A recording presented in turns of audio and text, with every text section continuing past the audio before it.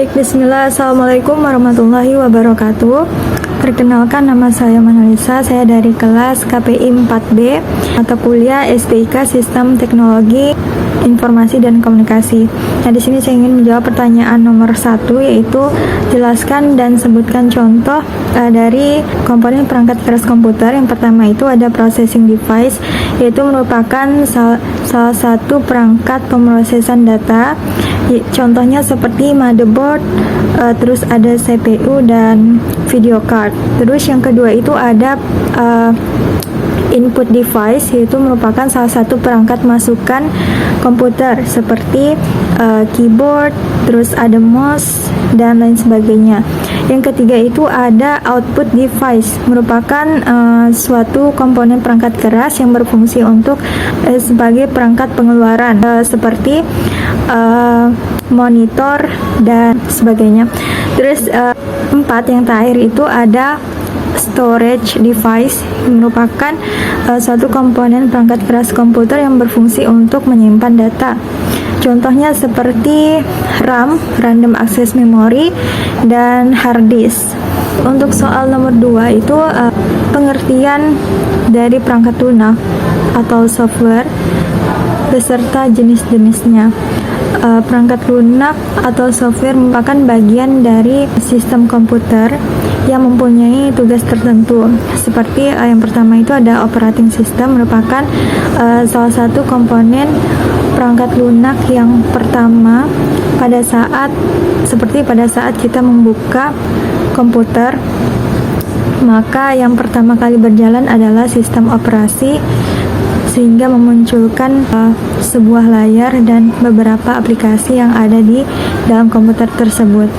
Terus yang kedua itu ada program aplikasi, merupakan salah satu bagian dari perangkat lunak komputer atau software yang berfungsi untuk menjalankan beberapa tugas yang dibutuhkan oleh pengguna. Dan yang ketiga itu ada language program atau program bahasa, merupakan salah satu bentuk atau jalur komunikasi antara pengguna dengan suatu media agar terciptanya bahasa atau jalinan untuk terhubung penggunaan bahasa pengguna dan sistem komputer, seperti adanya HTML dan PHP. Beberapa tantangan sebagai pengguna atau brainware.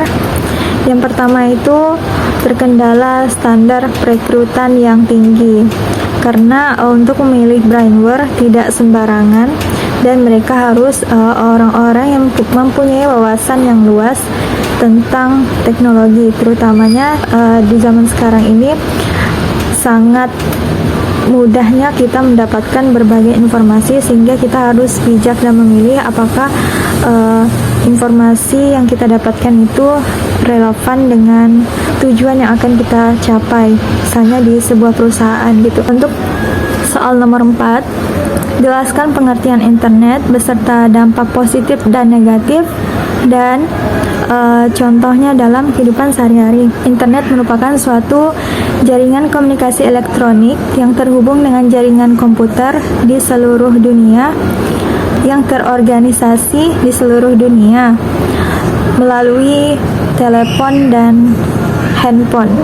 Baik, untuk dampak positif internet di bidang pendidikan ialah dengan adanya internet, para pelajar lebih mudah menemukan berbagai informasi seputar materi-materi pembelajaran yang sangat detail dalam waktu singkat.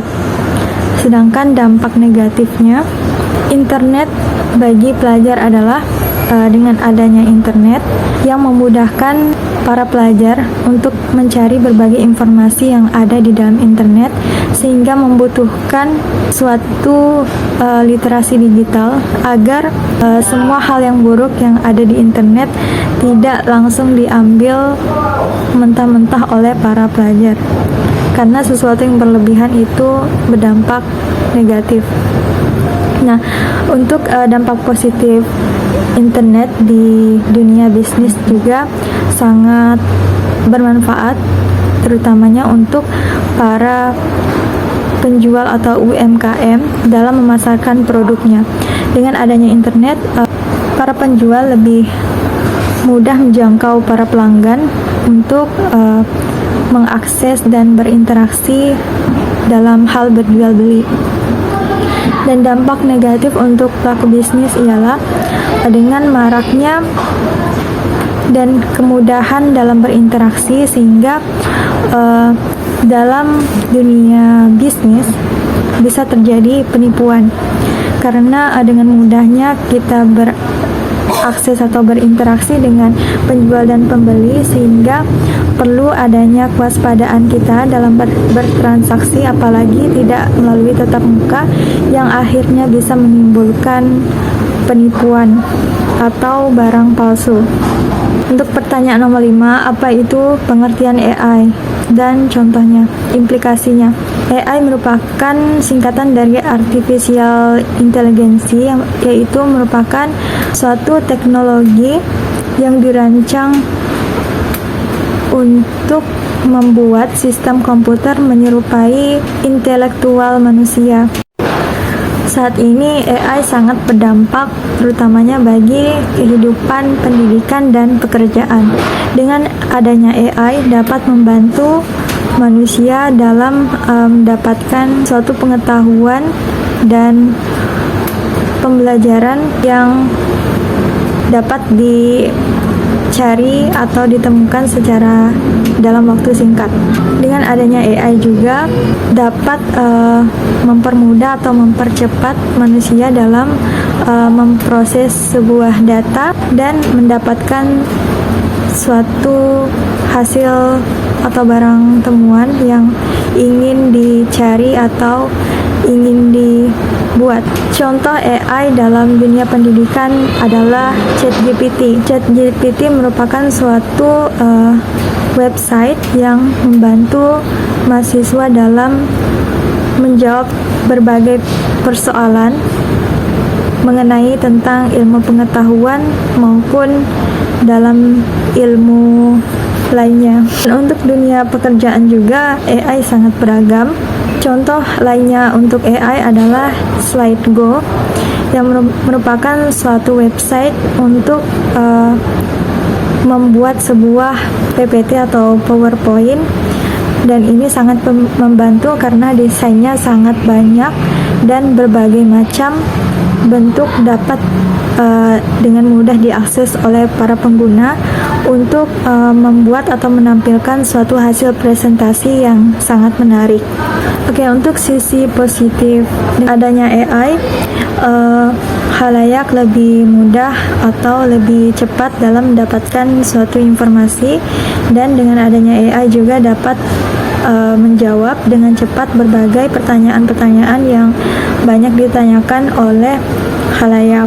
Sedangkan untuk dampak negatif untuk penggunaan AI adalah khalayak jadi lebih bergantungan kepada AI dan tidak ingin bekerja lebih keras untuk mencari suatu ilmu atau memahami suatu ilmu, dan mereka hanya cukup untuk mengetik pertanyaan di AI dan AI akan bisa langsung menjawabnya dengan cepat dan dalam waktu yang singkat.